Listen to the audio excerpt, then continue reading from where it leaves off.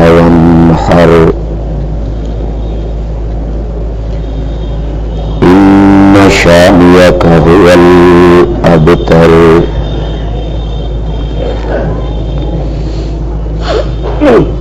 بے شک ہم نے آپ کو عطا کی خیر کثیر، اس انعام کے شکریہ کے طور پہ آپ نماز پڑھیں اپنے رب کے لیے اور قربانی کریں۔ بے شک آپ کا دشمن وہی بے نام و نشان ہوگا۔ سبحان ربک رب العزت عما یصفون وسلام علی المرسلین والحمد للہ رب العالمین۔ اللہم صل علی محمد وعلی آل محمد كما صليت على إبراهيم وعلى آل إبراهيم إنك حميد مجيد۔ اللهم بارك على محمد وعلى آل محمد كما باركت على إبراهيم وعلى آل إبراهيم إنك حميد مجيد۔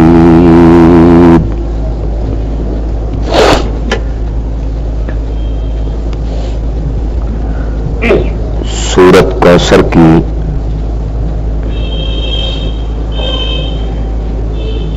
تفسیر اور تشریح کے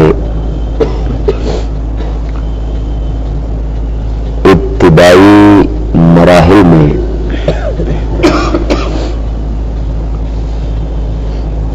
میں نے اس کا شان نزول بیان کیا تھا۔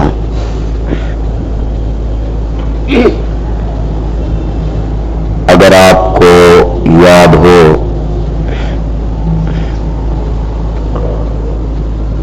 تو میں نے عرض کیا تھا کہ امام الانبیاء خاتم النبیین حضرت سیدنا محمد الرسول اللہ صلی اللہ علیہ وسلم کے دوسرے بیٹے عبداللہ کے انتقال پر مشرکین مکہ نے اور مخالفین اسلام نے خوشی اور مسرت کا اظہار کیا تھا، اور انہوں نے طفل تسلی کے طور پہ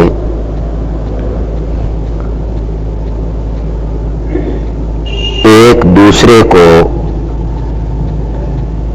یہ باور کروایا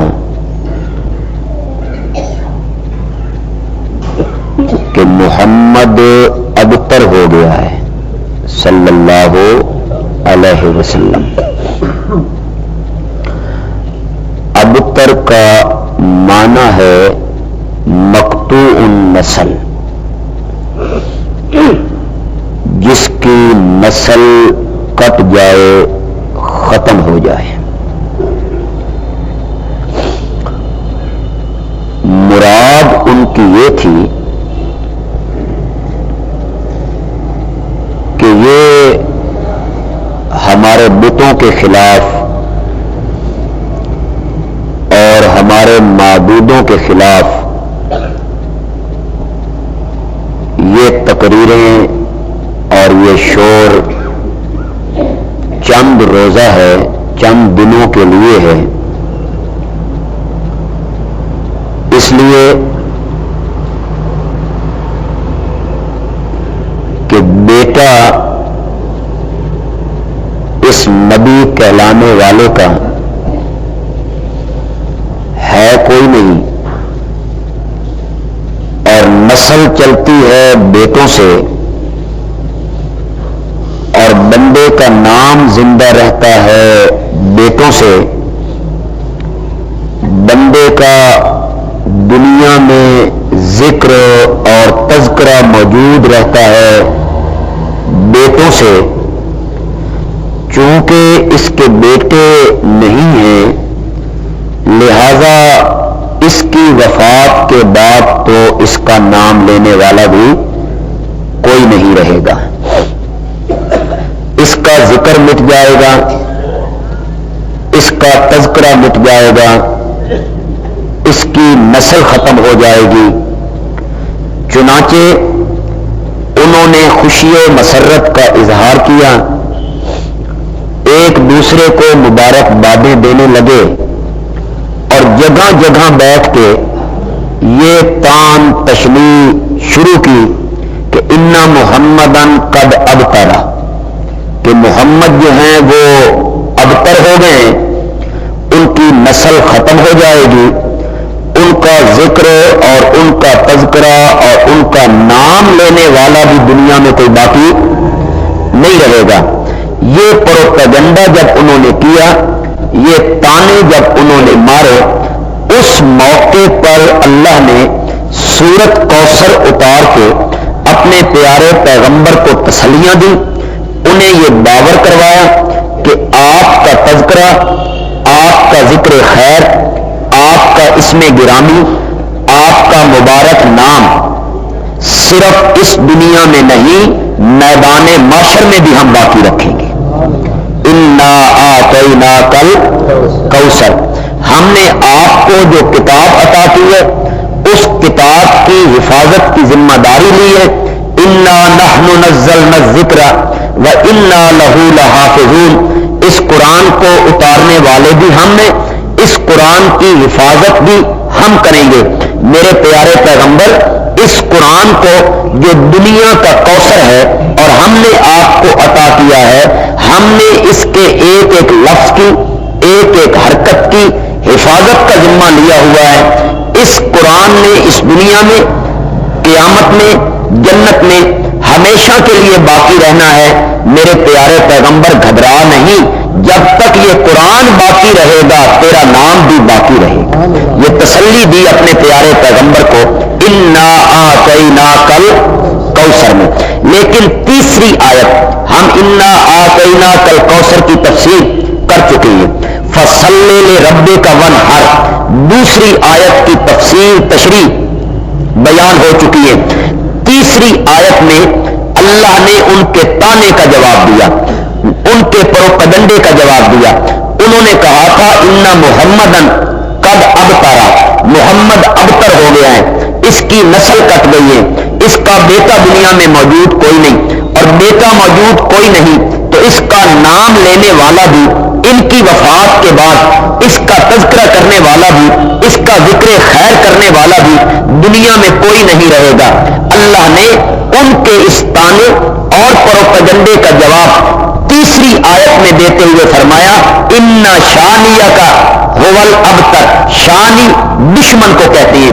نبی پاک کو اللہ یقین دلانا چاہتے ہیں، میرے پیغمبر میں نے آپ کو قرآن کا کوثر دیا، یہ جب تک باقی رہے گا تیرا نام باقی رہے گا۔ ہم نے آپ کو کلمہ پڑھنے والی روحانی اولاد عطا کی ہے، اور وہ اولاد ایسی اولاد ہے کہ کوئی بیٹا اپنے باپ کے نام پر اتنی قربانی نہیں دے گا جتنا کلمہ پڑھنے والے تیرے نام پہ قربانیاں پیش کریں گے۔ جب تک وہ مسلمان دنیا میں باقی رہیں گے آپ کا نام بھی باقی رہے گا۔ اور کوثر کا تیسرا معنی تھا حوض کوثر، جو میدان معاشر میں اللہ تعالیٰ اپنے پیارے پیغمبر کو عطا کریں گے۔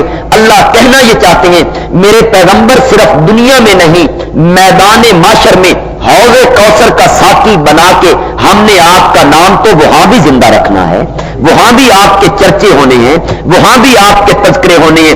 میرے پیغمبر آپ کا نام بھی زندہ رہے گا، آپ کے تذکرے بھی ہوتے رہیں گے، بلکہ جو آنے والا دن ہوگا آپ کے تذکرے اس آنے والے دن میں پہلے والے دن سے زیادہ ہوں گے۔ رفعنا لک ذکرک، ہم نے جو آپ کے ذکر کو بلند کرنا ہے، ہم نے جو آپ کے تذکرے کو بلند کرنا ہے، وہ تذکرے کون گھٹا سکتا ہے؟ میرے پیغمبر ان کے پروپیگنڈے اور ان کے تان سن کر پریشان نہیں ہونا کہ تیرا نام لینے والا کوئی نہیں ہوگا، تیری اولاد کوئی نہیں ہے، نام زندہ رہتا ہے اولاد کے ذریعے، اور تیرے بیٹے کوئی نہیں، لہذا تیرا نام وفات کے بعد مٹ جائے گا۔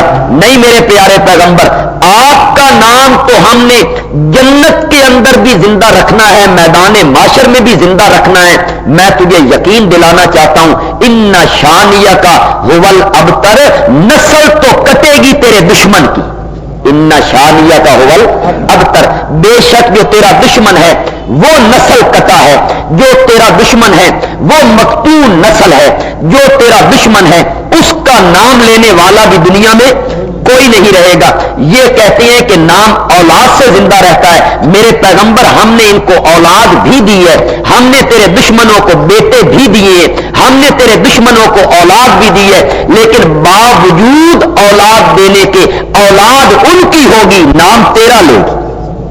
ان شانیہ کا هو الابتر، اولاد اسی ابو جہل کی ہوگی، کلمہ تیرا پڑے گی، اولاد اسی وائل کی ہوگی، لیکن عاص ابن وائل کی ہوگی، لیکن کلمہ تیرا پڑے گی۔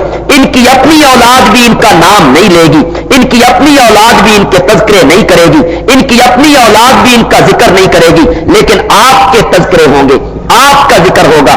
جس مکے کے بندے نے سب سے پہلے یہ تانا مکے کے بازاروں میں نبی پاک پر مارا تھا کہ ان محمدن قد ابترا انقطع نسلہ، اس کی نسل منقطع ہو گئی ہے، وہ ابتر ہو گیا ہے، اس کا نام لینے والا کائنات میں کوئی نہیں رہے گا۔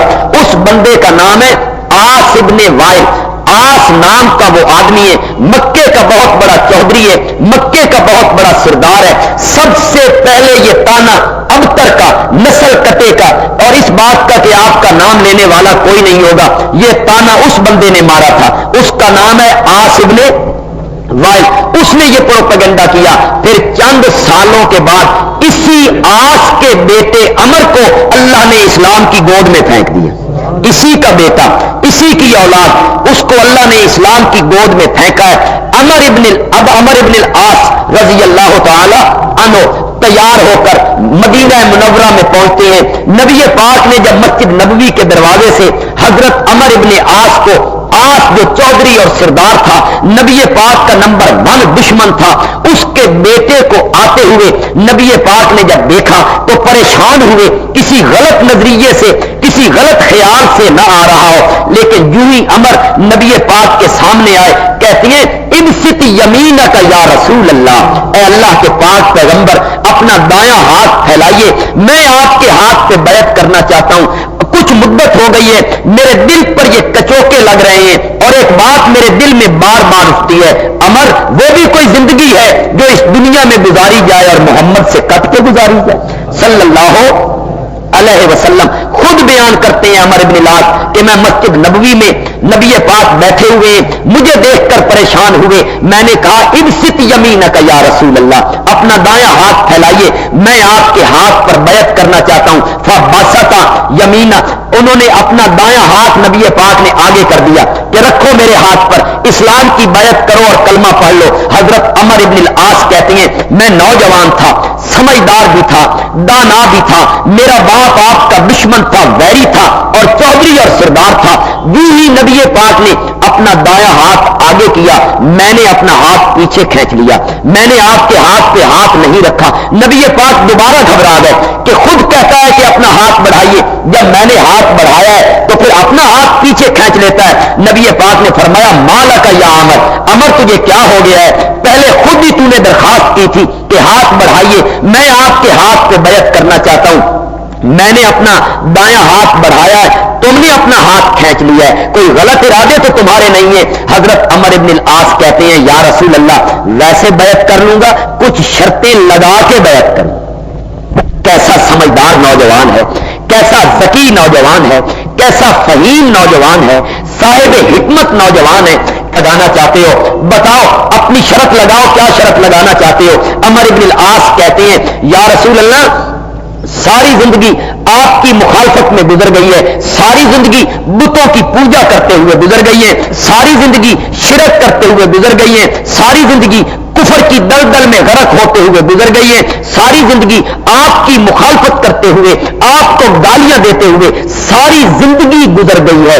آج میں اس شرط پہ بیعت کروں گا کہ آپ میرے ساتھ وعدہ کریں اللہ میرے پچھلے سارے گناہ معاف کر دے گا، میرے سارے قصور معاف کر دے گا، اللہ میری ساری غلطیاں معاف کر دے گا، اس شرط پہ بیعت کرنا چاہتا ہوں۔ نبی پاک نے فرمایا اما علمت یا عمر، اے عمر تم اس بات کو نہیں جانتے ہو ان الاسلام یہدم ما کان قبلہ وان الہجرۃ تہدم ما کان قبلہا، تم اس بات کو نہیں جانتے ہو کہ بندہ جب اسلام قبول کرتا ہے اور بندہ جب پہلی دفعہ کلمہ اسلام پڑھتا ہے ان الاسلام یہدم ما کان قبلہ، اسلام کا قبول کرنا پہلے سارے گناہوں کو معاف کر دیتا ہے، پہلے سارے گناہوں کو مٹا دیتا ہے، بندہ اس طرح بنتا ہے جس طرح آج ماں کے پیٹ سے باہر آیا ہے۔ اللہ تعالیٰ اپنے پیغمبر کو یقین دلانا چاہتے ہیں ان شانیک هو الابتر، میرے پیغمبر تیرا دشمن ابتر ہوگا، تیرا دشمن نسل قطع ہوگا، تیرے دشمن کا ذکر کرنے والا کوئی نہیں ہوگا، تیرے دشمن کا تذکرہ کرنے والا کوئی نہیں ہوگا۔ یہی بندہ جو تیرے مطابق تانا مارتا ہے کہ ان محمدن قد ابترا، اے میرے پیغمبر اسی کے بیٹے کو تیری گود میں لا کے ڈالوں گا اور وہ مسلمان ہونے کے بعد اپنے باپ کا ذکر نہیں کرے گا، تیرے گیت گاتا رہے۔ ان شانیک هو الابتر، دو بڑے دشمن تھے نبی پاک کے مکہ مکرمہ میں، بڑے ویری نبی پاک کے دو تھے، ایک کا نام ہے ابو جہل، نام تو اس کا عمر ہے، عمر ابن ہشام اس کا نام ہے، لیکن مسلمان اور نبی پاک اس کو ابو جہل کے نام سے پکارتے ہیں۔ ایک وہ آدمی نبی پاک کا بہت بڑا دشمن ہے اور دوسرا بندہ ابو لہب ہے، وہ نبی پاک کا بہت بڑا دشمن ہے، اس کا نام عبد العزیٰ ہے۔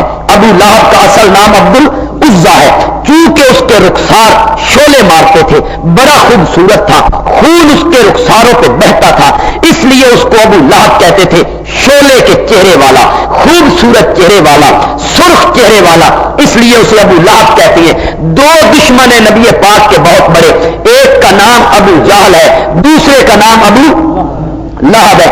ابو جہل کے ہاتھ میں مکے کی سیاسی کمان ہے، چلو یہ تھوڑا سا آسان کریں، ابو جہل کے ہاتھ میں مکے کی سیاسی کمان ہے اور ابو لہب کے ہاتھ میں مکے کی مذہبی کمان ہے۔ مذہبی چودھری ابو لہب ہے اور سیاسی چودھری ابو جہل ہے۔ ابو لہب جو ہے اس کا نام عبد العزیٰ ہے، اور مزے کی بات یہ ہے نبی پاک کا پڑوسی بھی ہے اور نبی پاک کا سکا چچا ہے، دوسرے چچا جو ہے وہ ستولے چچا ہے دوسرے چچا، لیکن ابو لہب نبی پاک کا حقیقی چچا ہے، آپ کے والد گرامی حضرت عبداللہ کا حقیقی ماں اور باپ سے حقیقی بھائی ہے۔ ابو لہب جو ہے مکان بھی قریب قریب ہے، چچا بھی حقیقی ہے، گویا کے بڑے حقوق ہیں نبی پاک کے اپنے چچا ابو لہب پر۔ یہ دو بڑے دشمن تھے اور یہی لوگ تانا مارنے والے تھے کہ محمد ابتر ہو گیا ہے۔ اللہ تعالیٰ نے ابو جہل کو بدر کے میدان میں دو معصوم بچوں کے ہاتھ سے پٹوا دیا، ذلیل کر کے مروا دیا، بچوں کے ہاتھ سے مروایا اللہ نے اسے، ذلیل کیا اللہ نے اسے۔ اور حضرت عبداللہ ابن مسعود رضی اللہ تعالیٰ عنہ جو بڑے چھوٹے سے قد کے ہیں، بڑے کمزور ہیں، ان کی سوکھی ہوئی پنڈلیاں ہیں، ان کے جسم میں قوت زیادہ نہیں ہے اور ویسے بھی وہ کوئی چودھری نہیں ہے، وہ کوئی سردار نہیں ہے۔ نبی پاک نے ابو جہل کا تکبر توڑنے کے لیے حضرت عبداللہ ابن مسعود کو بھیجا، جاؤ ابو جہل کی گردن قلم کر کے لاؤ، ابو جہل کی گردن قلم کر کے لاؤ، اس میں سانس کی کچھ رمقیں ابھی باقی تھی۔ حضرت عبداللہ ابن مسعود نے اس کے سینے پر اپنا پاؤں رکھ کے کہا، جانتے ہو آج کیا ہوا ہے؟ آج حضرت محمد جیت گئے ہیں، تیرا لشکر ہار گیا ہے، تیرے 70 بندے مارے گئے، دوسرے بھاگ گئے، بڑے سنادید قریش قیدی بن چکے ہیں، آج اللہ نے تمہیں ذلیل کر دیا ہے اور اللہ نے اپنے پیغمبر کو سرخ رو کر دیا ہے، میں تیری گردن قلم کرنے کے لیے آیا ہوں۔ اس کے ہاتھ سے، ایک کمزور آدمی کے ہاتھ سے اس کی گردن قلم کروائی جا رہی ہے، اس کا تکبر توڑا جا رہا ہے، اس کو ذلیل کیا جا رہا ہے۔ اور اس وقت بھی ابو جہل نے کہا تھا، ابن مسعود اپنے پیغمبر کو جا کے کہنا، میرے بھتیجے کو جا کے کہنا کہ جتنی عداوت، جتنا بغض، جتنا حسد میں زندگی میں تیرے ساتھ رکھا کرتا تھا، وہ بغض ختم کر کے نہیں جا رہا ہوں، 70 گنا دشمنی لے کے جا رہا ہوں، 70 گنا دشمنی لے کے جا رہا ہوں۔ اور دیکھو تم میری گردن قلم کرنے کے لیے آئے ہو، مجھ میں اب سکت نہیں ہے ہاتھ ہلانے کی، مجھ میں اب سکت نہیں ہے اپنا بچاؤ کرنے کی، لیکن ایک مہربانی میرے ساتھ کرنا، میری گردن ذرا نیچے سے کاٹنا، نیچے سے کاٹنا، کہ جب گردن نیزے پہ چڑھائی جائے تو لوگ کہیں ہاں بھائی کسی بہادر کی گردن آئی ہے، کسی شجاع کی گردن آئی ہے، میری گردن بھی نیچے سے کاٹنا، اور میں بغض بھی اپنے سینے میں 70 گنا لے کے جا رہا ہوں۔ ابن مسعود رضی اللہ تعالی عنہ نے نبی پاک کو جب اس کے یہ دونوں بکواس آ کے سنائے، نبی پاک نے فرمایا یہ میری امت کا فرعون تھا، یہ میری امت کا فرعون تھا، اور یہ حضرت موسیٰ کے فرعون سے زیادہ جابر ہے، یہ حضرت موسیٰ کے فرعون سے زیادہ ظالم ہے، یہ حضرت موسیٰ کے فرعون سے زیادہ متکبر ہے، اس لیے کہ جب اس پر عذاب کا وقت آیا اور ایک غوطہ اللہ نے اسے دیا اور وہ باہر نمودار ہوا، باہر نکلا پانی سے، تو کہتا ہے آمن تو، فرعون نے کیا کہا تھا؟ آمن تو، مولا میں مانتا ہوں، میں ایمان لاتا ہوں، جس بات پہ بنی اسرائیل ایمان لے آئے، میں موسیٰ اور ہارون کے رب پر ایمان لاتا ہوں، میں قائل ہوتا ہوں تیری ذات کا، تو وحدہ لا شریک ہے، میں ایمان لاتا ہوں۔ مفسرین نے لکھا ہے جب بار بار اس نے آمن تو کا لفظ بولا ہے، اللہ نے جبریل امین سے کہا دریا کی ریت لے کر اس کے منہ میں ٹھونس دو تاکہ یہ جملہ بار بار نہ کہے، کہیں میری رحمت جوش میں نہ آ جائے، کہیں میری رحمت جوش میں نہ آ جائے، اور اس کو کہے آل آنا، اب ایمان کا دعویٰ کرتا ہے، آل آنا، اب کہتا ہے میں ایمان لے آتا ہوں۔ ذرا اپنے ماضی کو دیکھ، تیری تلوار نے کتنے معصوم بچوں کو قتل کیا ہے، اپنے ماضی کو دیکھ، تو نے بنی اسرائیل پر کتنے ظلم ڈھائے ہیں، ذرا اپنی ماضی کو دیکھ، تو نے کتنی ماں سے ان کے بچے چھین کر تلواروں سے ذبح کر دیے، آج آخری وقت میں کہتا ہے میں ایمان لے آتا ہوں۔ نبی پاک نے فرمایا اسے عذاب کا ایک چکر آیا، وہ ایمان کا دعویٰ کرنے لگا، اس کو عذاب کے چکر آئے لیکن یہ آخری وقت میں بھی ایمان نہ لایا، الٹا کہتا ہے دشمنی لے کے جا رہا ہوں۔ نبی پاک کے 2 بڑے دشمن تھے، ایک کا نام ابو جہل تھا، اللہ نے اس کو ذلیل کر دیا، اللہ نے اس کو ذلیل کر کے بدر کے میدان میں معصوم بچوں سے پٹوا دیا، گھوڑے سے گرایا، بچوں نے اس کی گردن قلم کر دی،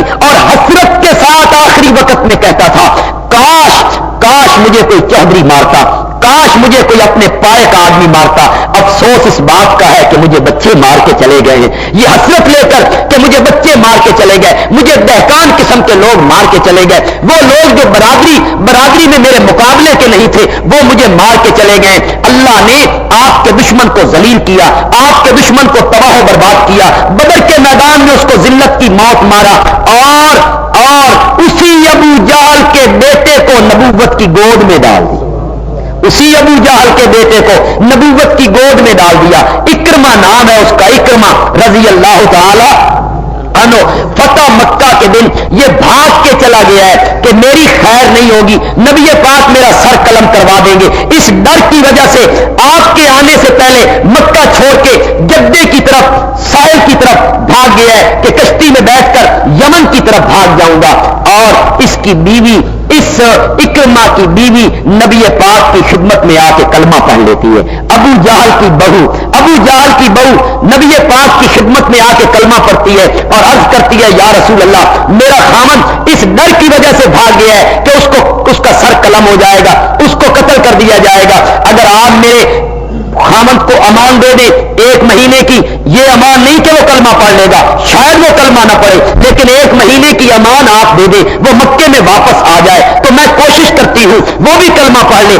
ایک عورت ذات ہے، ابو جہل کی بہو ہے، آج اس نے کلمہ پڑھا ہے، اکرمہ کے لیے امان طلب کرتی ہے، نبی پاک نے جواب دیا، اور ابو جہل کی بہو یہ سن کر حیران ہو گئی، عورت ذات کی کیا قدر تھی مکہ مکرمہ میں، اس کی امان تو قبول بھی نہیں ہوتی تھی مکہ میں، اس کی ضمانت کو لینے کے لیے کوئی تیار نہیں ہوتا تھا۔ نبی پاک نے فرمایا اکرمہ کی بیوی میں نے تجھے 1 مہینے کی نہیں 2 مہینے کی امان دی، جاؤ مجھے 2 مہینے کی امان ہے، اپنے شوہر کو لے کے آؤ۔ کہنے لگی یا رسول اللہ یہ بات اگر میں نے اپنے شوہر کو جا کے بتائی کہ تجھے 2 مہینے کی امان اس فاتح مکے نے دے دی ہے تو وہ میری بات کا اعتبار نہیں کرے گا، مجھے کوئی نشانی چاہیے۔ نبی پاک نے اپنی چادر بطور نشانی دے دی، یہ میری چادر لے کے جاؤ، یہ نشانی کے طور پہ اپنے خامد کو دکھانا۔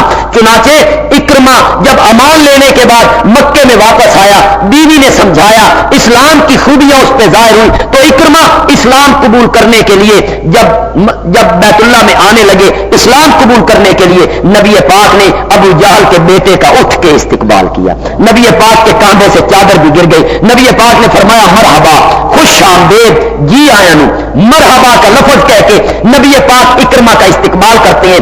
اسی ابو جہل کا بیٹا اکرمہ، جس ابو جہل نے کہا تھا محمد کا تو ذکر کوئی نہیں رہے گا، اس کا تو تذکرہ کرنے والا کوئی نہیں رہے گا، اس کا تو نام لینے والا کوئی نہیں رہے گا، وہ اسلام قبول کرنے کے بعد جب باہر نکلتا ہے دروازے سے باہر جانے لگتا ہے، مسلمان آپس میں باتیں کرتے ہیں، اے ابو جہل کا پتر جا رہا ہے، یہ اسی ابو جہل کا بیٹا ہے جس نے نبی پاک کو ستایا تھا، یہ اسی ابو جہل کا بیٹا ہے جس نے نبی پاک کو تھپڑ مارے تھے، یہ اسی ابو جہل کا بیٹا ہے جس نے نبی پاک کی بیٹیوں کے منہ پہ تھپڑ مارے تھے، یہ اسی ابو جہل کا بیٹا ہے جس نے نبی پاک کے خلاف بدر کے میدان میں لشکر کشی کی تھی۔ جب صحابہ نے یہ جملے کہنے شروع کیے، اکرمہ واپس آیا نبی پاک کی خدمت میں، اکرمہ آ کے کہتا ہے یا رسول اللہ اعلان کیجئے اس بات کا، آج کے بعد مجھے کوئی بندہ اکرمہ بن نبی جہل نہیں کہے گا، مجھے کوئی بندہ اکرمہ بن نبی جہل نہیں کہے گا، میں اپنے باپ کی طرف منسوب نہیں ہونا چاہتا، میں ابو جہل کا نام بھی نہیں لینا چاہتا، مجھے آج کے بعد کوئی بندہ اکرمہ بن نبی جہل نہ کہے کہ یہ ابو جہل کا بیٹا اکرمہ ہے۔ نبی پاک نے فرمایا اکرمہ بیٹا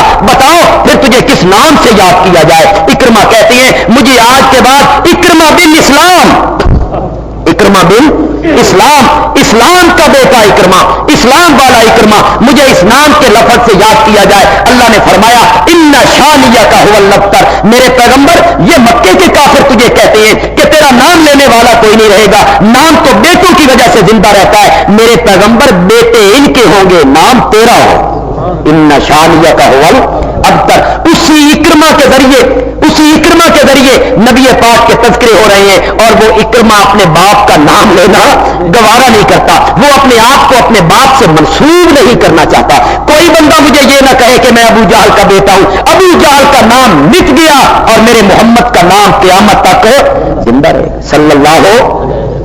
یہ پہلا دشمن تھا نبی پاک کا، اس کی سیاسی قوت آگے جا کے ٹوٹے گی، ابھی اس کی سیاسی قوت نہیں ٹوٹی، سیاسی قوت اس دن ٹوٹے گی جس دن یہ آیت اتری تھی اذا جاء نصر اللہ والفتح ورأیت الناس یدخلون فی دین اللہ افواجا، اس دن ابو جہل کی سیاسی قوت بھی ٹوٹ گئی، اس کا اقتدار ختم ہو گیا، ان کے ہاتھ سے سب کچھ چھن گیا، اور رات کی تاریکی میں جس پیغمبر کو انہوں نے مکے سے نکالا تھا آج 10,000 قدوسیوں کے ساتھ وہ فاتح بن کے آ گیا، مکے کا فاتح بن کے آ گیا۔ اللہ نے فرمایا میرے پیغمبر ان کی قوت توڑ دیں گے، ان کی طاقت توڑ دیں گے، ان کو شکست دے دیں گے، ان کو مقتول کر دیں گے، اور مکے کا فاتح ہم تجھے بنا کے پیش کریں گے۔ آپ کا نام کیسے مٹ سکتا ہے؟ دوسرا دشمن آپ کا ابو لہب ہے، جو آپ کا حقیقی چچا ہے، حقیقی چچا ہے آپ کا، اور پڑوسی بھی ہے نبی پاک کا۔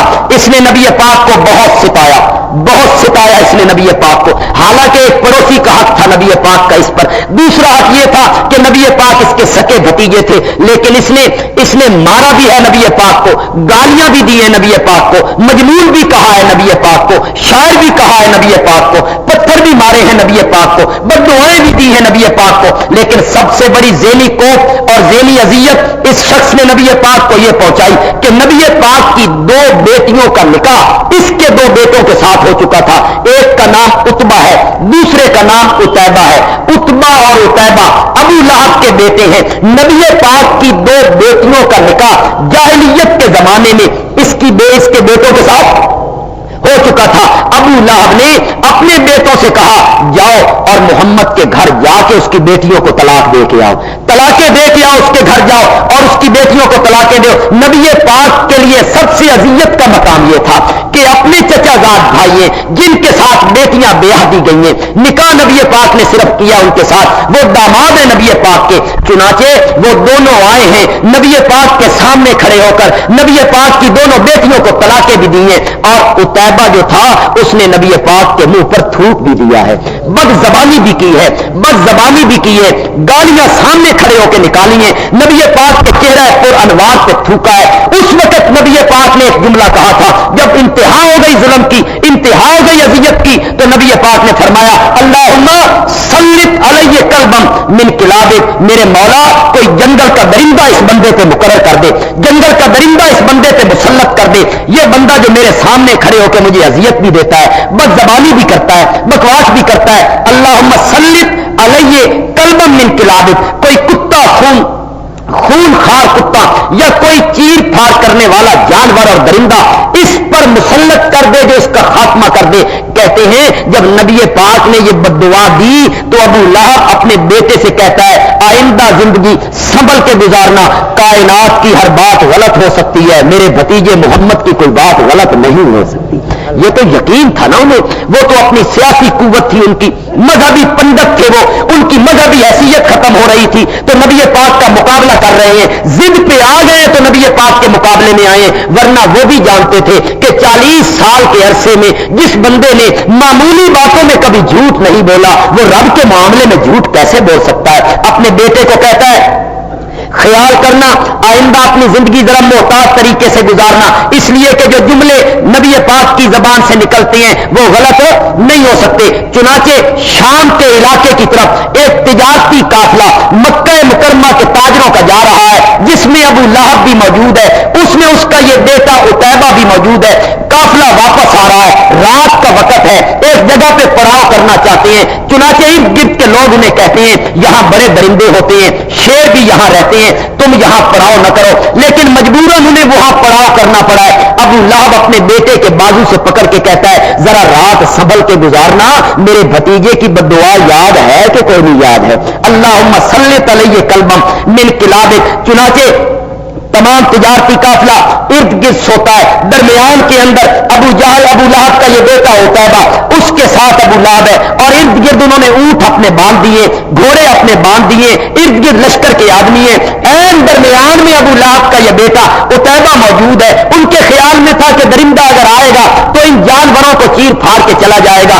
تفسیر والوں نے لکھا ہے، سیر کی کتابوں میں آیا ہے کہ ایک درندہ شیر وہاں پہنچا ہے، اس نے سونگنا شروع کیا ہے، ہر ایک کے منہ کو سونگتا چلا جا رہا ہے، شاید سونگتا ہو کس کے منہ سے اس گالی کی بدبو آتی ہے جو گالی اس نے محمد کریم کو دی تھی۔ سونگتا سونگتا عتیبہ کے پاس پہنچتا ہے، چیر پھاڑ دیتا ہے، انتڑیاں باہر نکال دیتا ہے، اعضاء کاٹ دیتا ہے۔ اللہ نے فرمایا میرے پیغمبر یہ تجھے کہتے ہیں کہ تیری نسل کٹ جائے گی، یہ تجھے کہتے ہیں کہ تیرا نام لینے والا کوئی نہیں رہے گا، میں ان کی اولاد کو ختم کر کے رکھ دوں گا، ان پر درندے مسلط کر دوں گا، ان کا نام لینے والا کوئی نہیں رہے گا۔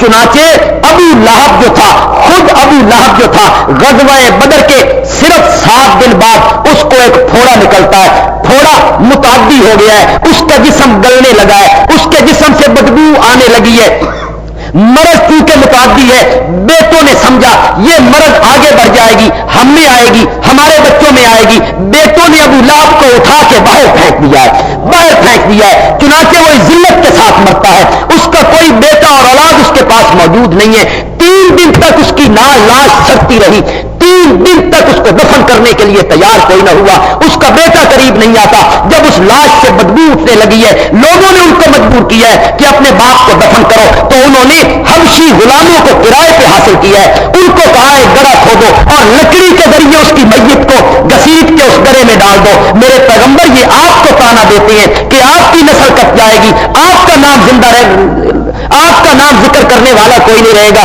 نہیں میرے پیغمبر, ان شانیہ کا ہول ابتر, تیرا دشمن ابو لہب ہے, ہم اس کی نسل کاٹ کے رکھ دیں گے, ہم اس کی نسل مقطوع کر دیں گے. اس کا تذکرہ تو اپنی جگہ پہ رہ گیا, میرے پیغمبر اس کو دفن کرنے والا بھی کوئی نہیں ملے گا. اس کی اولاد اس کو ہاتھ بھی نہیں لگائے گی, اس کی اولاد اس کو ہاتھ بھی نہیں لگائے گی.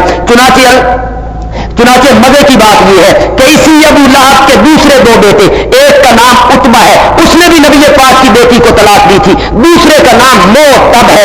یہ دونوں بیٹے ابو لہب کے زندہ رہے ہیں, اپنے باپ کے مرنے کے بعد یہ دونوں بیٹے زندہ رہے ہیں. نبی پاک فتح مکہ کر کے جب مکہ مکرمہ میں تشریف لائے ہیں, ابو لہب کے دونوں بیٹے نبوت کی گود میں گر گئے ہیں, دونوں بیٹے مسلمان ہو گئے. ابو لہب کے دونوں بیٹے مسلمان ہو گئے. اللہ نے فرمایا میرے پیغمبر یہ کہتی ہیں کہ اولاد کے ذریعے نام بندوں کا زندہ رہتا ہے. میرے پیغمبر اولاد ان کی ہوگی, نام تیرا لوگی. اولاد ان کی ہوگی, تذکرے تیرے ہوں گے, اولاد ان کی ہوگی, ذکر تیرا ہوگا. اور رہ گا یہ, دیکھیے قرآن پاک ذرا صفحہ نمبر 500, صفحہ نمبر 548, بالکل آخری صفحے پہ چلے جائیے, قرآن پاک کے آخری صفحے پہ.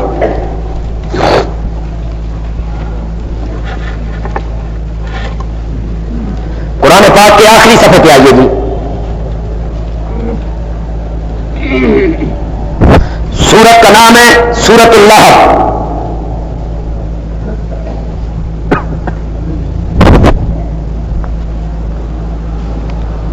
تبت یدا ابی لہب و تب, تبت ہلاکت,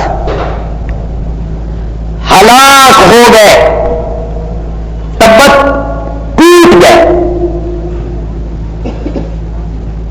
یا بد دعا کے معنی میں لیجیے, بد دعا کے معنی میں لیجیے. اللہ کہتے ہیں ٹوٹ جائیں, بد دعا کا معنی کر لیجیے. تبت ٹوٹ جائیں, یدا دونوں ہاتھ, ید ایک ہاتھ, یدا دونوں, ٹوٹ جائیں دونوں ہاتھ ابو لہب کے. وتبا, اور وہ ہلاک ہو گیا. پہلا جملہ بد دعا کا, دوسرے لفظ میں اللہ تعالیٰ نے کہہ دیا کہ وہ ہلاک ہو گیا. ٹوٹ جائیں, تباہ ہو جائیں, ہلاک ہو جائیں, برباد ہو جائیں ابو لہب کے دونوں ہاتھ. وتبا, اور وہ ہلاک ہو گیا. ما اغنا عنہ, نہ کام آیا اس سے, نہ کام آیا اس کے, مالہ, اس کا مال, وما کسبا, اور نہ اس کی کمائی. کمائی سے مراد عمل, اگر کوئی نیک عمل کیے کچھ کام نہ آیا. لیکن مفسرین کہتے ہیں ما کسبا, کمائی سے مراد اولاد, کمائی سے مراد اولاد. اللہ نے فرمایا نہ مال کام آیا نہ ہم نے اس طرح ذلیل کر کے مارا, ہم نے اس طرح ذلیل کر کے موت دی, نہ مال کام آیا نہ اولاد کام آئی, نزدیک بھی آنے کے لیے کوئی تیار نہیں تھا. دنیا میں اس طرح ذلیل کیا. سیسلا نارن, القریب داخل کرے گا اللہ اس ابو لہب کو نارن, اس میں آگ میں, ذات لہب, شعلے مارنے والی, اس کو بھی ابو لہب کہتے ہیں. اللہ نے وہی جملہ استعمال کیا, ذات لہب, شعلے مارنے والی آگ, اس کے حوالے کیا جائے گا. وامرأتہ, اس کی بیوی کو بھی. یہ نبی پاک کو بہت ستاتی تھی, ام جمیل اس کا نام ہے, ام جمیل. یہ کانٹے لے آ کے نا اس رستے میں بچھا دیتی تھی جس رستے سے نبی پاک نے گزرنا ہوتا. گالیاں بھی دیتی تھی, پتھر بھی مارتی تھی. عنقریب ابو لہب بھی آگ میں داخل ہوگا, جو آگ شعلے مارنے والی ہے. وامرأتہ, اور اس کی بیوی بھی کہاں داخل ہوگی؟ آگ میں داخل ہوگی. حمالۃ الحطب, لکڑیاں اٹھانے والی, لکڑیاں اٹھانے والی. مراد اس سے وہی کانٹوں والی لکڑیاں لانا اور نبی پاک کے رستے میں بچھانا ہے. یا بعض مفسرین نے بڑی عجیب بات لکھی ہے. مفسرین کہتے ہیں جس جگہ جہنم کے طبقے میں ابو لہب کو ڈالا جائے گا طبقے میں اس کی بیوی کی ڈیوٹی لگائی جائے گی کہ تو لکڑیاں لا اور آگ کو اور بھڑکا. یہ زیادہ ذلت ہے. بیوی کے ذریعے آگ بھڑکائی جا رہی ہے کہ تو لکڑیاں اٹھا کے لا اور جہنم کی آگ کو اپنے خامد پہ اور زیادہ بھڑکا. یا حمالۃ الحطب چغل خوری کے معنی میں استعمال ہوتا ہے. لکڑیاں اٹھانا عربی میں یہ محاورہ استعمال ہوتا ہے چغل خوری کرنا. ادھر کی بات ادھر اور ادھر کی بات یہ بڑی بری خصلت ہے. یہ انتہائی گھٹیا خصلت ہے چغل خوری کرنا. ایک مومن کو بلکہ بعض مفسرین نے لکھا کہ حضرت موسیٰ علیہ السلام بارش کی دعا مانگنے کے لیے گئے. بڑی دیر دعا مانگتے رہے, کئی دن دعا مانگتے رہے, کوئی بارش نہیں ہوئی. ایک دن اللہ تعالیٰ نے وحی کے ذریعے اطلاع دی, میرے پیغمبر تیرے لشکر کے اندر ایک آدمی ہے جو چغل خور ہے, جب تک وہ رہے گا میں نے بارش کا ایک قطرہ بھی نہیں ٹپکانا. حضرت موسیٰ علیہ السلام نے فرمایا یا اللہ نام بتا, نشاندہی کر, نکال دیتے ہیں. اللہ نے فرمایا میں چغل خوری سے منع کر رہا ہوں, میں خود چغل خوری کروں, میں اس کی چغل خوری خود کروں. اب حضرت موسیٰ علیہ السلام نے اعلان کیا نکل جائے وہ آدمی, کوئی بندہ نہیں نکلا کہ اچانک بارش شروع ہو گئی. حضرت موسیٰ علیہ السلام نے کہا مولا آپ نے تو کہا تھا وہ بندہ ہے اندر موجود ہے بارش نہیں آئے گی.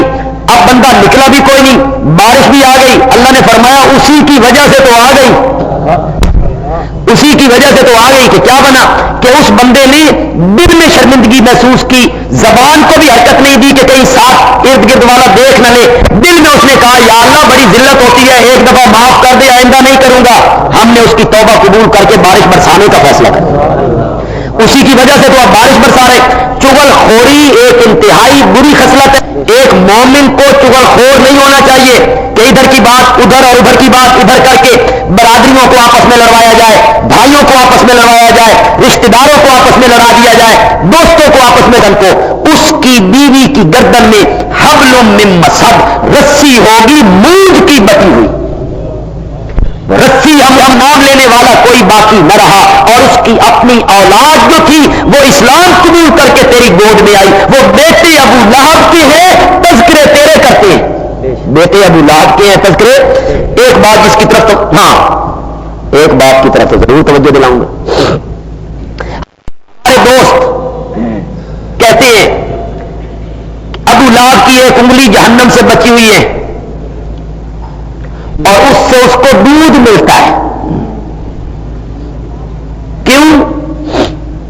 نبی پاک کی پیدائش پر جس لونڈی نے اس کو جا کے بتایا تھا کہ تیرے بھائی مرحوم بھائی عبداللہ کے گھر بیٹا ہوا ہے, تو اس نے انگلی کر کے لونڈی کی طرف کہا تھا تو سچ کہتی ہے تو میں نے تجھے آزاد کر دیا.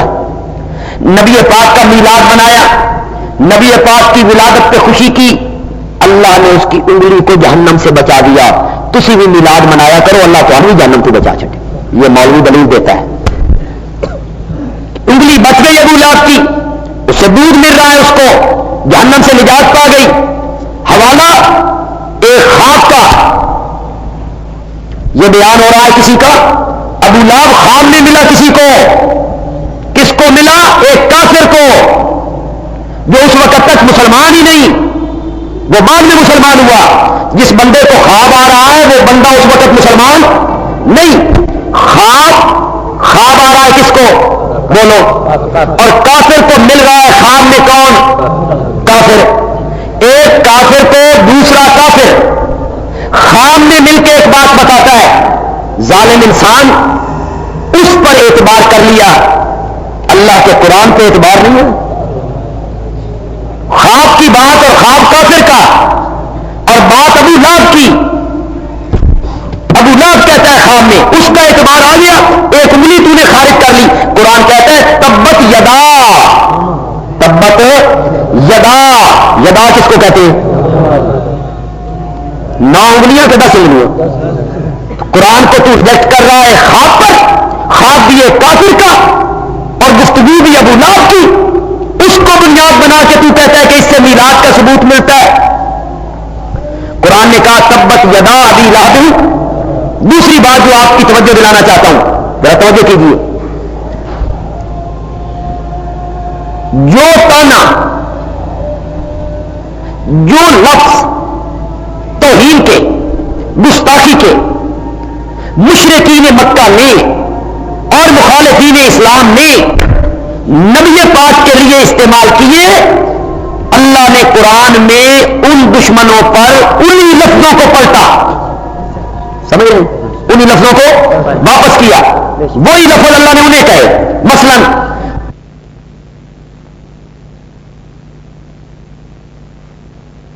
ان شانیہ کا حول، میرا محمد ابتر نہیں، میرے محمد کے دشمن کیا ہیں؟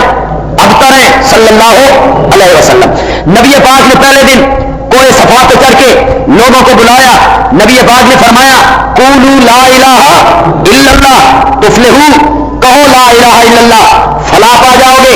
مشرکین مکہ نے مخالفت کی، سب سے پہلا پتھر ابو لہب نے مارا، پہلا پتھر مارا اور ساتھ کہتا ہے تبا لک سائر اليوم، تبا لک سائر اليوم الہذا جماعتنا الہذا دعوتنا تبا لک سائر اليوم، آج تیرا سارا دن برباد ہو جائے اور تو غارت، تو اللہ تجھے غارت کر دے، تو برباد. نبی پاک کو لفظ بولا تبن، لفظ سن رہے ہیں اس کے کیا لفظ ہے؟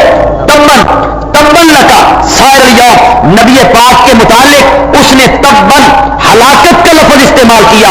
اللہ نے جب اس دشمن کو جواب دیا، اللہ نے فرمایا تبت یدا ابی لہب و تب، میرا پیغمبر کیوں ہلاک ہو، تو ہلاک ہو جائے، تیرے ہاتھ ٹوٹ کر جہنم میں گر جائے جن ہاتھوں سے تو نے میرے پیارے پیغمبر کو زخمی کی. گویا کہ اللہ کی عادت یہ ہے کہ جو لفظ نبی پاک کے متعلق استعمال ہوا، اللہ نے وہی لفظ ان پر دہرایا. اور اپنے متعلق بھی اللہ کا یہی طرز اسلوب ہے. ذرا توجہ کرنا، یہ بات آپ سمجھ کے جائیں. اللہ کا اپنے بارے بھی یہی طرز اسلوب ہے. دشمنوں نے جو لفظ اللہ کے متعلق کہا، اللہ نے وہی لفظ پلٹ دیا. مثلا دیکھیے قرآن پاک کی ایک آیت، صفحہ نمبر 108،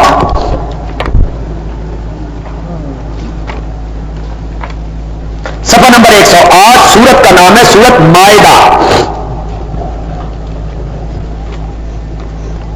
صفحہ نمبر 108 ہے، پارہ ہے 6، سورت کا نام ہے سورت المائدہ، آیت نمبر ہے 64، چوتھی آیت ہے صفحے کی جی، 108 صفحے کی چوتھی آیت ہے، 64 نمبر ہے آیت. قالت الیہود ید اللہ مغلولہ، یہودی کہنے لگے ید اللہ، اللہ کا ہاتھ مغلولۃ بندھا ہوا ہے، مغلولۃ بندھا ہوا ہے. کس سے کنایا ہے؟ کنجوسی سے، بخل سے. یہ کب کہا انہوں نے؟ جب اللہ نے قرآن پاک کے ذریعے لوگوں کو اپیل کی میرے نام پر خرچ کرو، انفقوا فی سبیل اللہ، اللہ کے نام پہ خرچ کرو. پھر اللہ نے ایک جگہ پہ عجیب انداز اپنایا، اللہ نے فرمایا ویسے خرچ نہیں کرتے ہو تو قرضہ دے دو، میں یقرض اللہ قرضا حسنا، قرضہ دے دو واپس لوٹا دوں گا. یہ جب ایسے اتری تو یہودی کہنے لگے واہ قرضے مانگتا ہے، ہاتھ اس کے اپنے بندھے ہوئے، ید اللہ مغلولہ، اللہ کا ہاتھ بندھا ہوا ہے. یہ تانا مارا، اللہ کی گستاخی کی، یہ جملہ بولا. اللہ نے جب جواب دیا وہی لفظ استعمال کیا. اللہ نے فرمایا غلت ایدیہم، بندھے ہوئے تو ہاتھ ان بے ایمانوں کے ہیں، کنجوس تو یہ بے ایمان ہے. غلت ایدیہم، ان کے ہاتھ کیا ہے؟ بندھے ہوئے. وَلُعِنُوا بِمَا قَالُوا، اور جو یہ بکواس کر رہے ہیں یہ لعنت کے مستحق ہیں. ان کے ہاتھ کیا ہے؟ خود ان کے ہاتھ بندھے ہوئے. بل یداہ، سبحان اللہ، کتنا سادہ انداز ہے. حالانکہ اس بکواس کا اگر جواب نہ بھی دیا جاتا تو کون سا آسمان ٹوٹ رہا تھا؟ ایک بکواس تھا یہودیوں کا، اللہ کے ہاتھ بندھے ہوئے. اللہ نے فرمایا نہیں، بل یداہ، تم کہتے ہو اللہ کے ہاتھ بندھے ہوئے، بلکہ یداہ، اس کے دونوں ہاتھ مبسوطتان، کھلے ہوئے ہیں، اس کے دونوں ہاتھ کھلے ہوئے. ینفق کیف یشاء، خرچ کرتا ہے جس طرح اپنی مرضی کے مطابق خرچ کرتا ہے. اس کے دونوں ہاتھ کھلے ہوئے. سمجھا آپ کو یہ رہا ہوں، اگر آپ کی توجہ ہے تو بڑا ایک بات عجیب سمجھانا چاہتا ہوں. نبی پاک کے متعلق جو تانا مشرکین نے مارا، یا مخالفین نے تانا دیا یا گالی دی، اللہ نے جواب میں وہی تانا ان کے منہ پہ دے مارا۔ یہی عادت اپنے بارے میں اللہ نے استعمال کی، جو لفظ جو جملہ مخالفین نے یہودیوں نے اللہ کے متعلق کہا، اللہ نے وہی جملہ ان کے منہ پہ دے مارا۔ جو روش اللہ نے اپنے نبی کی عزت کے متعلق رکھی، جو روش اللہ نے اپنی ذات کی عظمت کے متعلق رکھی، وہی روش اللہ نے اپنے نبی کے یاروں کے متعلق بھی رکھی۔ جو اپنے متعلق روش رکھی، اپنے پیارے پیغمبر کے متعلق روش رکھی، وہی روش اللہ نے اپنے نبی کے یاروں کے متعلق بھی رکھی۔ نکالیے گا ذرا صفحہ نمبر 4، بالکل شروع میں آ جائیے۔ سورت کا نام ہے سورت البقرہ، صفحہ نمبر ہے 4، آیت نمبر ہے 13۔ سورت البقرہ صفحہ نمبر 4، آیت نمبر 13۔ وَإِذَا قِيلَ لَهُمْ، اور جب ان منافقوں سے کہا جاتا ہے، جب مدینے کے منافقوں کو کہا جاتا ہے آمنو ایمان لے آؤ، کما آمن الناس جس طرح ایمان لائے ہیں دوسرے لوگ، یہ منافقانہ اسلام چھوڑو، اندر سے کچھ باہر سے کچھ، یہ منافقت چھوڑو، یہ روش چھوڑو، اس طرح کا خالص ایمان لے آؤ جس طرح کا خالص ایمان ابو بکر لائے۔ الناس سے مراد کون ہے؟ صحابہ۔ جس طرح کا ایمان فاروق اعظم لائے، عثمان ذی النورین لائے، حیدر کرار لائے، طلحہ و زبیر لائے، سعد و سعید لائے، معاذ لائے، جس طرح کا ایمان یہ مخلص صحابہ لائے، میرے نبی کے یار لائے، اس طرح کا ایمان لے آؤ۔ معلوم ہوتا ہے اللہ نے نبی پاک کے صحابہ کے ایمان کو معیار قرار دیا۔ صحابہ کا ایمان کیا ہے؟ معیار ہے، کسوٹی ہے، ترازو ہے صحابہ کا ایمان۔ اس طرح ایمان لے آؤ جس طرح میرے نبی کے یار ایمان لائے، خلوص کے ساتھ، اخلاص کے ساتھ ایمان لاؤ۔ کالو تو منافق کہنے لگے انومنو، کیا ہم ایمان لے آئے، کما آمن السفہاء جس طرح ایمان لے آئے یہ بے وقوف ہو۔ صحابہ کو کیا کہا انہوں نے؟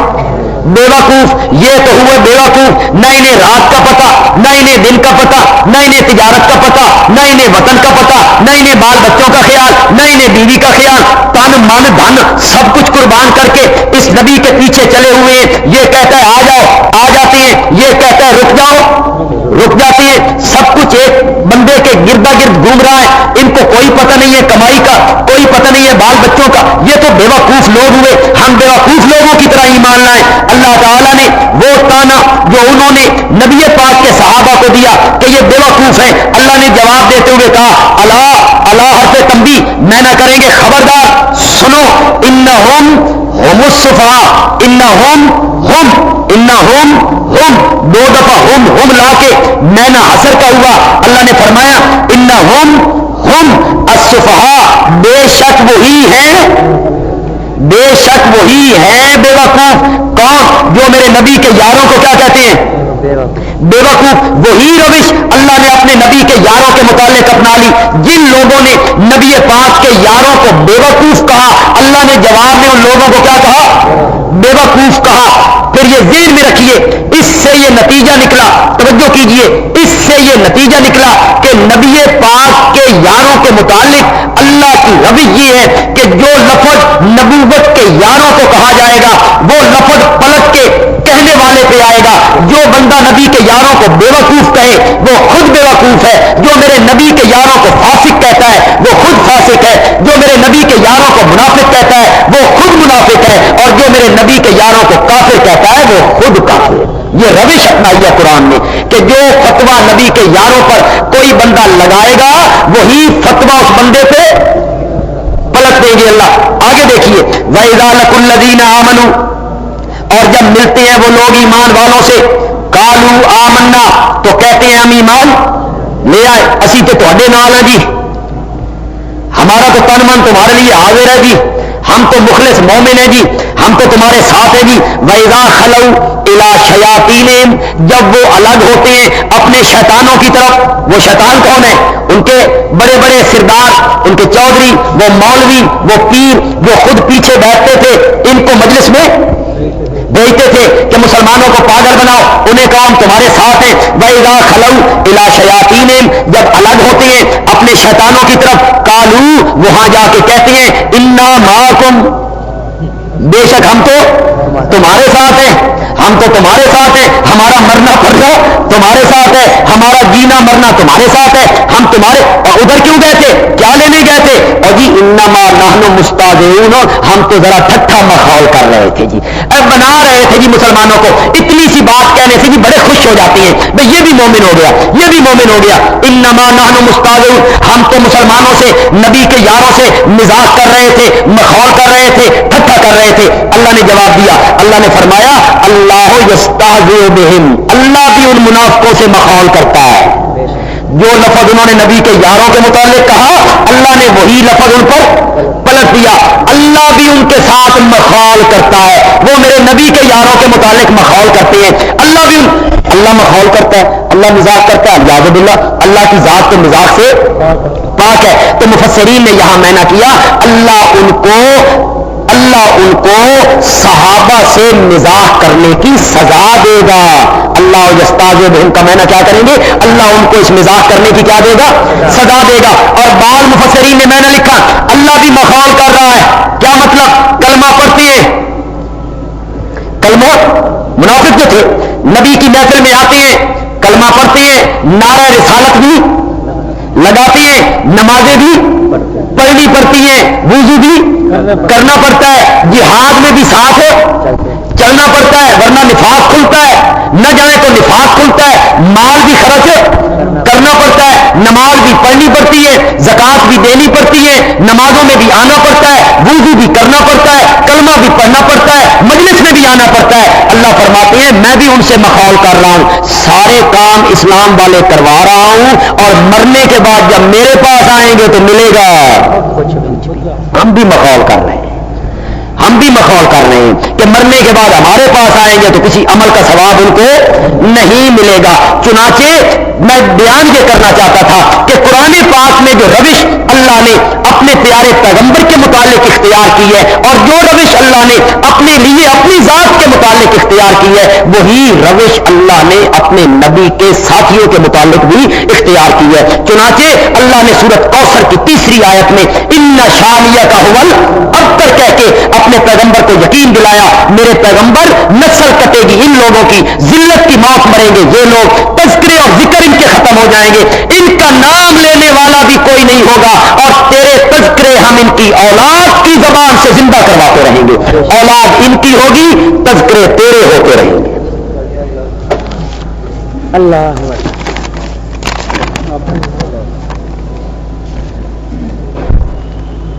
جن ساتھیوں کو وہ انعام دیے گئے نا جی، پچھلے جمعے پہ کچھ ساتھی نہیں آئے تھے، جنہوں نے وہ پرچے پہلے دیے تھے لکھنے والے، وہ بعد میں یہ انعام لے لیں گے.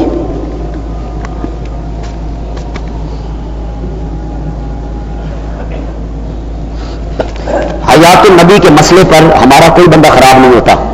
یہ جس صاحب نے پرچی بھیجی ہے کہ بڑا جی اثر ہو رہا ہے جی، کسی نے تقریر کی ہے بھائی جو حیات النبی کا قائل نہیں، اگر وہ قربانی میں شامل ہو جائے تو ساتوں کی قربانی نہیں ہوگی. میں بھی یہی کہتا ہوں، میں بھی یہی کہتا ہوں کہ جو حیات النبی کا قائل نہیں ہے وہ قربانی میں اگر شامل ہو جائے تو کسی کی قربانی نہیں ہوگی. حیات النبی کا جو منکر ہے وہ تو سرے سے مسلمان ہی نہیں ہے. کون حیات النبی کا انکاری؟ اصل میں آپ کو یہ بات سمجھانا چاہتا ہوں، مولویوں نے چکر چلایا ہوا ہے. صحیح بیت النبی کا منکر نہیں ہے، حیات میں خدا کی قسم کوئی اختلاف نہیں. یہ میرے سامنے قرآن پڑھا ہوا ہے، حیات میں نبی پاک کی حیات میں کوئی اختلاف نہیں ہے. حیات کی نوعیت میں اختلاف ہے، حیات کی نوعیت میں، کیفیت میں اختلاف ہے. ہمارے دوستوں کا خیال یہ ہے اسی قبر میں جو مدینہ منورہ میں ہے، اسی جسم کے ساتھ نبی پاک کی حیات ہے، روح مبارک اسی جسم میں موجود ہے. اور ہم جمعیت اشاعت التوحید و سنہ کے لوگ کہتے ہیں نہیں، نبی پاک کا جسم اقدس مدینہ منورہ کی قبر مقدس میں مدفون ہے اس کو کیڑے مکوڑے نہیں کھاتے، مٹی اس کو نقصان نہیں پہنچاتی، الان کا معوضیہ آج بھی اسی طرح ہے جس والی ہے۔ اور قرآن کہتا ہے بل توسرون الدنیا بل تؤثرون الحیات الدنیا، اے لوگوں تم دنیا کی زندگی کو پسند کرتے ہو، بل آخرت خیر وابقا، بل آخرت خیر وابقا والضحی واللیل اذا سجا ما ودعک ربک وما قلی وللآخرۃ خیر لک من الدنیا۔ آخرت کی زندگی پہلی زندگی سے کیا ہے؟ بہتر ہے۔ جب نبی پاک کا انتقال ہوا تھا، حضرت عائشہ کی گود میں آپ کا سر مبارک تھا، اٹھائیے بخاری، اٹھائیے مسلم، اٹھائیے حدیث کی کتابیں، نبی پاک کا سر مبارک حضرت عائشہ کے سینے کے ساتھ ہے۔ نبی پاک کی زبان پر کیا جملے تھے، انگلی مبارک کس طرف اٹھ گئی تھی، حضرت عائشہ روایت کرتی ہے نبی پاک کی انگلی چھت کی طرف اٹھی اور نبی پاک نے فرمایا اللہم بالرفیق الاعلی، اللہم بالرفیق الاعلی، اللہم بالرفیق الاعلی، میرے اللہ تیری رفاقت میں آنا چاہتا ہوں، تیری رفاقت میں آنا چاہتا ہوں۔ انگلی کس طرف اٹھی تھی؟ اور تم کس کے قائل ہو؟ تم نیچے کے قائل ہو، اور انگلی کس طرف اٹھی ہوئی تھی؟ آسمان کی طرف۔ اللہم بالرفیق الاعلی۔ جب جبریل امین اور اسرائیل دونوں نبی پاک کے پاس پہنچے ہیں اور اسرائیل نے اجازت طلب کی ہے، یا رسول اللہ، جبریل نے کہا یا رسول اللہ یہ اسرائیل ہے، روح قبض کرنے کے لیے آیا ہے، کسی سے اجازت نہیں لیتا، لیکن انبیاء کی یہ خصوصیت ہے کہ انبیاء سے اجازت لی جاتی ہے، اجازت طلب کر رہا ہے، آپ فرمائیں تو آپ کی روح قبض کر لی جائے۔ جبریل امین یہ جملے کہتے ہیں، بخاری کی روایت ہے، اٹھائیے بخاری، نبی پاک نے جبریل امین سے پوچھا جبریل ادھر کیا حالت ہے؟ جس نے بھیجا ہے اسرائیل کو ذرا بتا تو صحیح ادھر کیا حالت ہے؟ جبریل امین کہتے ہیں یا رسول اللہ وہ تو آپ کی ملاقات کا مشتاق بیٹھا ہے، وہ تو آپ کی ملاقات کا مشتاق بیٹھا ہے۔ پھر نبی پاک نے انگلی آسمان کی طرف اٹھائی اور فرمایا اللہم رفیق الاعلی، اللہم رفیق الاعلی۔ پھر نبی پاک کی سب سے چھوٹی بیٹی حضرت سیدہ فاطمہ رضی اللہ تعالی عنہا نبی پاک کی وفات کے بعد جو جملے کہتی ہیں، اٹھاؤ بخاری مسلم اور ترمذی کی کتابیں، حضرت فاطمہ نے جملے کہتے ہوئے کہا تھا وابتاہو الی جبریل نناہو الی جنت الفردوس ماواہو الی جنت الفردوس ماواہو۔ ہائے میرے ابا جان، آپ نے مجھ سے یاری توڑ کے جبریل سے یاری لگا لی، ہائے میرے ابا جان ہم آپ کی وفات کی خبر جبریل امین تک پہنچاتے ہیں، الی جنت الفردوس ماواہو۔ بابا مجھے چھوڑ کے جنت الفردوس میں ٹھکانہ بنا لیا، جنت کس کا؟ فاطمہ کیا کہتی ہے میرا بابا کہاں ہے؟ فاطمہ کیا کہتی ہیں کہ میرے والد گرامی کیا ہے؟ الی جنت الفردوس۔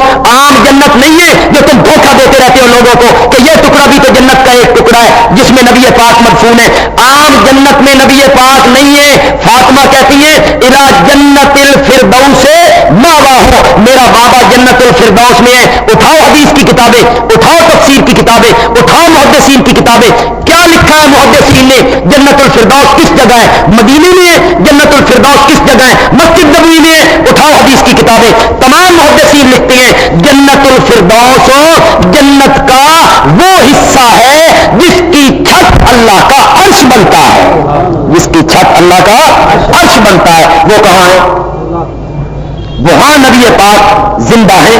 آپ نہ گھبرائیں، قصے کہانیوں سے ہمارے لوگ متاثر نہیں ہوتے ہیں، جھوٹے واقعات سے، بزرگوں کے اقوال سے، خواب سے، کشفوں سے، حکایتوں سے، کہانیوں سے لوگ متاثر نہیں ہوتے ہیں۔ اللہ کے فضل و کرم کے ساتھ ہمارے ساتھ اللہ کا قرآن بھی ہے، ہمارے ساتھ نبی پاک کا فرمان بھی ہے، ہمارے ساتھ صحابہ کا اجماع بھی ہے، اور ہمارے ساتھ امام ابو حنیفہ کا مسلک بھی ہے۔ قصے کہانیوں سے اگر کوئی بندہ ہمارا متاثر ہوتا ہے تو بڑی بدقسمتی کی بات ہے۔ کہتے ہیں 18 بلاک کی مسجد میں مغرب کی اذان لیٹ دی جاتی ہے، شاید جی ان کو پتا ہوگا، اذان دینے والے بھی لوگ ہیں۔ اگر اللہ نے ہدایت گمراہی کا اختیار اپنے ہاتھ میں رکھا ہے، یعنی جسے چاہے ہدایت دے دے، جسے چاہے گمراہی کے اندھیروں میں پڑا رہنے دے، تو آپ بتائیں اللہ تعالیٰ قیامت کے دن حساب و کتاب کیوں کرتا ہے، سزا جزا کیوں دینی ہے؟ معلوم ہوتا ہے کہ آپ نے سورۃ فاتحہ کے درس نہیں سنی۔ اگر آپ سورۃ فاتحہ کے درس سنتے تو اہدنا الصراط المستقیم اور غیر المغضوب علیہم ولا الضالین، اس پر میں نے مفصل گفتگو کی تھی کہ شروع کے اندر اللہ کسی کو گمراہ نہیں کرتا، چاہے کوئی بچہ سکھوں کے گھر پیدا ہو، ہندوؤں کے گھر پیدا ہو، عیسائیوں کے گھر پیدا ہو، یہودیوں کے گھر پیدا ہو، مجوسیوں یہودیوں کے گھر پیدا ہو. ہر بچہ فطرت اسلام پر پیدا ہوتا ہے. کل مولود یولد علی الفطرہ فابواہ یہودانی او ینصرانی او یمجسانی. ہر بچہ فطرت اسلام پر پیدا ہوتا ہے. اس کے ماں باپ اس کو یہودی بناتے ہیں, اس کے ماں باپ اس کو عیسائی بناتے ہیں, اس کے ماں باپ اس کو مجوسی بناتے ہیں. مطلب کیا ہے؟ جس سوسائٹی میں رہتا ہے, جس معاشرے میں رہتا ہے, اسی معاشرے کا رنگ اختیار کر لیتا ہے. ورنہ پیدا کافر نہیں ہوتا. ہر بچے کو فطرت اسلام پر پیدا کیا, پھر اللہ نے انبیاء بھیجے, عقل سلیم اللہ نے دے دی, سمجھ بھی اللہ نے دے دی, عقل سلیم اللہ نے دے دی. پھر انبیاء بھیجے, انبیاء پر اللہ نے کتابیں اتار دی, پھر ہدایت کے سامان اللہ نے جاری کر دیے. اللہ نے دونوں رستے اس کو دکھا دیے, ایک رستہ جنت کی طرف جا رہا ہے, ایک رستہ دوزخ کی طرف جا رہا ہے. جس وقت اس نے دونوں رستے دیکھ لیے, قرآن کی آیتیں اس کے سامنے آ گئی, ہدایت کا رستہ اس نے دیکھ لیا, اس کے بعد جو بندہ ضد کرتا ہے اور کہتا ہے قرآن کہتا رہے میں نہیں مانتا, اللہ فرماتے ہیں ختم اللہ علیہ, اس وقت ہم اس کے دلوں پر کیا لگاتے ہیں؟ مہر لگاتے ہیں.